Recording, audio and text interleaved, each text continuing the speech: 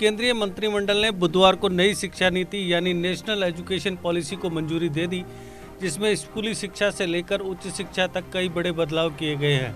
साथ ही शिक्षा क्षेत्र में खर्च को सकल घरेलू उत्पाद का 6% करने तथा उच्च शिक्षा में साल 2035 तक सकल नामांकन दर 50% पहुंचने का लक्ष्य निर्धारित किया गया है। नई नीति में बचपन की देखभाल और शिक्षा पर जोर देते हुए कहा गया है कि स्कूल पाठ्यक्रम के 10+2 ढांचे की जगह 5-3-3-4 की नई पाठ्यक्रम संरचना लागू की जाएगी, जो क्रमशः 3 से 8, 8 से 11, 11 से 14 और 14 से 18 साल की उम्र के बच्चों के लिए होगी। इसमें 3 से 6 साल के बच्चों को स्कूली पाठ्यक्रम के तहत लाने का प्रावधान है, जिसे विश्व स्तर पर बच्चे के मानसिक विकास के लिए महत्वपूर्ण चरण के रूप में मान्यता दी गई है। सूचना एवं प्रसारण मंत्री प्रकाश जावड़ेकर ने संवाददाताओं को बताया कि प्रधानमंत्री नरेंद्र मोदी की अध्यक्षता में हुई केंद्रीय मंत्रिमंडल की बैठक में नई शिक्षा नीति को मंजूरी दी गई है। उन्होंने बताया कि 34 साल से शिक्षा नीति में परिवर्तन नहीं हुआ था, इसलिए यह बेहद महत्वपूर्ण है। कैबिनेट ने मानव संसाधन विकास मंत्रालय का नाम पुनः शिक्षा मंत्रालय करने को भी मंजूरी दे दी। गौरतलब है कि वर्तमान शिक्षा नीति 1986 में तैयार की गई थी। नई शिक्षा नीति का विषय 2014 के लोकसभा चुनाव से पहले भारतीय जनता पार्टी के चुनावी घोषणा पत्र में शामिल था। पूर्व प्रधानमंत्री राजीव गांधी के शासनकाल में 1985 में शिक्षा मंत्रालय का नाम बदलकर मानव संसाधन विकास मंत्रालय कर दिया गया था। इसके अगले वर्ष राष्ट्रीय शिक्षा नीति लागू की गई थी। बुधवार को मंत्रिमंडल की बैठक के बाद उच्च शिक्षा सचिव अमित खरे और स्कूल शिक्षा एवं साक्षरता सचिव अनीता करवल ने प्रेस वार्ता के दौरान एक प्रस्तुति दी, जिसमें नई शिक्षा नीति के बारे में विस्तार से जानकारी दी गई है।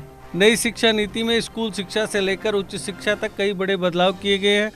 इसमें लॉ और मेडिकल शिक्षा को छोड़कर उच्च शिक्षा के लिए सिंगल रेगुलेटर रहेगा। इसके अलावा उच्च शिक्षा में 2035 तक 50% सकल नामांकन दर पहुंचने का लक्ष्य है। नई नीति में मल्टीपल एंट्री और एग्जिट व्यवस्था लागू की गई है। केंद्रीय मंत्रिमंडल द्वारा मंजूर की गई नई शिक्षा नीति को शिक्षा के क्षेत्र में लंबे समय से अटका और बहुप्रतीक्षित सुधार करार देते हुए प्रधानमंत्री नरेंद्र मोदी ने बुधवार को कहा कि ये आने वाले समय में लाखों जिंदगियों में बदलाव लाएगी। उन्होंने कहा कि ज्ञान के इस युग में जहां शिक्षा, शोध और नवाचार महत्वपूर्ण है, ये नई नीति भारत को शिक्षा के जीवंत केंद्र के रूप में परिवर्तित करेगी। प्रधानमंत्री ने सिलसिलेवार ट्वीट कर कहा कि नई शिक्षा नीति समान पहुंच, निष्पक्षता, गुणवत्ता, समावेशी और जवाबदेही के स्तंभों पर आधारित है। उन्होंने कहा, राष्ट्रीय शिक्षा नीति 2020 को मिली मंजूरी का मैं पूरे मन से स्वागत करता हूं।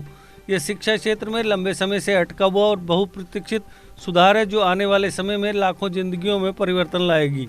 प्रधानमंत्री ने कहा कि छात्रवृत्ति की उपलब्धता के दायरे को बढ़ाने, खुली और दूरस्थ शिक्षा के लिए अधोसंरचना को मजबूती देने, ऑनलाइन शिक्षा और तकनीक के इस्तेमाल को बढ़ावा देने जैसे पहलुओं का नई शिक्षा नीति में बहुत ध्यान रखा गया है। उन्होंने कहा कि शिक्षा के क्षेत्र के लिए महत्वपूर्ण सुधार है।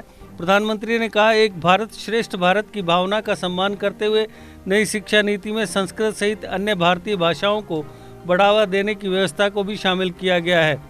केंद्रीय गृह मंत्री अमित शाह ने कहा कि यह भारतीय शिक्षा प्रणाली के इतिहास में वास्तव में एक ऐतिहासिक दिन है। मानव संसाधन विकास मंत्री रमेश पोखरियाल निशंक ने कहा कि नई शिक्षा नीति नए भारत के निर्माण में महत्वपूर्ण भूमिका निभाएगी और ये भारत को वैश्विक ज्ञान महाशक्ति बनाने की प्रधानमंत्री मोदी की सोच के अनुरूप है। खरे ने बताया कि आज की व्यवस्था में अगर 4 साल इंजीनियरिंग पढ़ने या 6 सेमेस्टर पढ़ने के बाद किसी कारणवश आगे नहीं पढ़ पाते हैं तो कोई उपाय नहीं होता, लेकिन मल्टीपल एंट्री और एग्जिट सिस्टम में 1 साल के बाद सर्टिफिकेट, 2 साल के बाद डिप्लोमा और 3-4 साल के बाद डिग्री मिल जाएगी। ये छात्रों के हित में एक बड़ा फैसला है। वही जो छात्र शोध में जाना चाहते हैं उनके लिए 4 साल का डिग्री कार्यक्रम होगा, जबकि जो लोग नौकरी में जाना चाहते हैं वो 3 साल का ही डिग्री प्रोग्राम करेंगे। नई व्यवस्था में एमए और डिग्री कार्यक्रम के बाद एमफिल करने की छूट की भी एक व्यवस्था की गई है। करवल ने कहा, स्कूल के पाठ्यक्रम और अध्यापन कला का लक्ष्य यह होगा कि 21वीं सदी के प्रमुख कौशल या व्यवहारिक जानकारियां विद्यार्थियों को देकर उनका समग्र विकास किया जाए तथा आवश्यक ज्ञान प्राप्ति एवं अप्रिय चिंतन को बढ़ाने व अनुभव आधारित शिक्षण पर अधिक फोकस करने के लिए पाठ्यक्रम को कम किया जाए। उन्होंने कहा कि विद्यार्थियों को पसंदीदा विषय चुनने के लिए कई विकल्प दिए जाएंगे। आर्ट्स एवं साइंस के बीच पाठ्यक्रम एवं पाठ्येतर गतिविधियों के बीच और व्यावसायिक एवं शैक्षणिक विषयों के बीच कोई भिन्नता नहीं होगी। नई नीति के तहत स्कूलों में छठे ग्रेड से ही व्यावसायिक शिक्षा शुरू हो जाएगी और इसमें इंटर्नशिप शामिल होगी। एक नई एवं व्यापक स्कूली शिक्षा के लिए राष्ट्रीय पाठ्यक्रम रूपरेखा NCFSE 2020-21 NCERT द्वारा विकसित की जाएगी। नीति में कम से कम ग्रेड 5 तक और उससे आगे भी मातृभाषा, स्थानीय भाषा, क्षेत्रीय भाषा को ही शिक्षा का माध्यम रखने पर विशेष जोर दिया गया है। विद्यार्थियों को स्कूल के सभी स्तरों और उच्च शिक्षा में संस्कृत को एक विकल्प के रूप में चुनने का अवसर दिया जाएगा। त्रिभाषा फार्मूला में भी यह विकल्प शामिल होगा।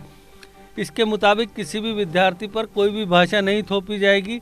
भारत की अन्य पारंपरिक भाषाएं और साहित्य भी विकल्प के रूप में उपलब्ध होंगे। विद्यार्थियों को एक भारत श्रेष्ठ भारत पहल के तहत 6 से 8 ग्रेड के दौरान किसी समय भारत की भाषाओं पर एक आनंददायक परियोजना गतिविधि में भाग लेना होगा।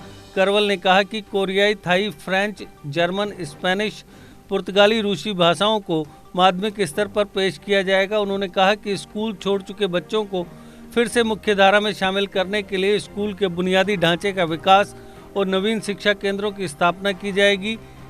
NEP 2020 के तहत स्कूल से दूर रहे लगभग 2 करोड़ बच्चों को मुख्य धारा में वापस लाया जाएगा। उच्च शिक्षा सचिव अमित खरे ने कहा, शिक्षा में कुल GDP का अभी करीब 4.43% खर्च हो रहा है, लेकिन उसे 6% करने का लक्ष्य है और केंद्र एवं राज्य मिलकर इस लक्ष्य को हासिल करेंगे। उन्होंने कहा कि हिंदी और अंग्रेजी भाषाओं के अलावा 8 क्षेत्रीय भाषाओं में भी कोर्स होगा। वर्चुअल लैब के कार्यक्रम को आगे बढ़ाया जाएगा। इसके साथ ही नेशनल एजुकेशन टेक्नोलॉजी फोरम बनाया जा रहा है। उन्होंने कहा कि नेशनल रिसर्च फाउंडेशन की स्थापना होगी, जिससे अनुसंधान एवं नवाचार को बढ़ावा मिलेगा। स्कूल शिक्षा सचिव अनीता करवल ने बताया कि राष्ट्रीय पाठ्यचर्चा 2005 के 15 वर्ष हो गए हैं और अब नया पाठ्यचर्चा आएगा। इसी प्रकार से शिक्षक शिक्षा के पाठ्यक्रम के भी 11 साल हो गए, इसमें भी सुधार होगा। उन्होंने कहा कि बोर्ड परीक्षा के भार को कम करने की नई नीति में पहल की गई है। बोर्ड परीक्षा को 2 भागों में बांटा जा सकता है, जो वस्तुनिष्ठ और विषय आधारित हो सकता है। उन्होंने बताया कि शिक्षा का माध्यम 5वीं कक्षा तक मातृभाषा, क्षेत्रीय भाषा या घर की भाषा में हो। करवल ने कहा कि बच्चों के रिपोर्ट कार्ड के स्वरूप में बदलाव करते हुए समग्र मूल्यांकन पर आधारित रिपोर्ट कार्ड की बात कही गई है।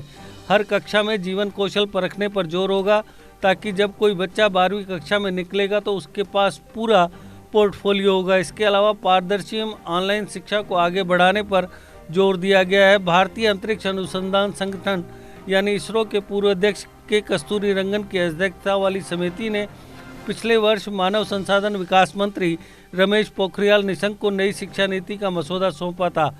तब निशंक ने मंत्रालय का कार्यभार संभाला था। क्लीनिंग प्रोडक्ट्स में दुनिया की सबसे बड़ी कंपनी डाइवर्सी अब आपके घरों को सुरक्षित रखने के लिए जिपकॉन के माध्यम से लाई है cleaning products.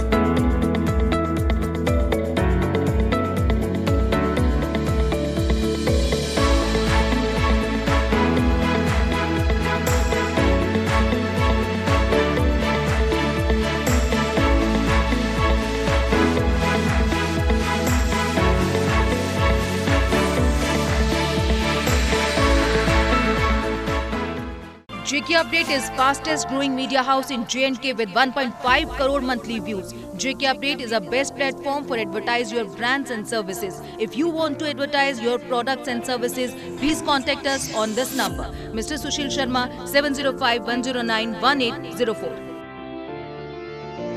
JK Update. Update रहें हमारे साथ।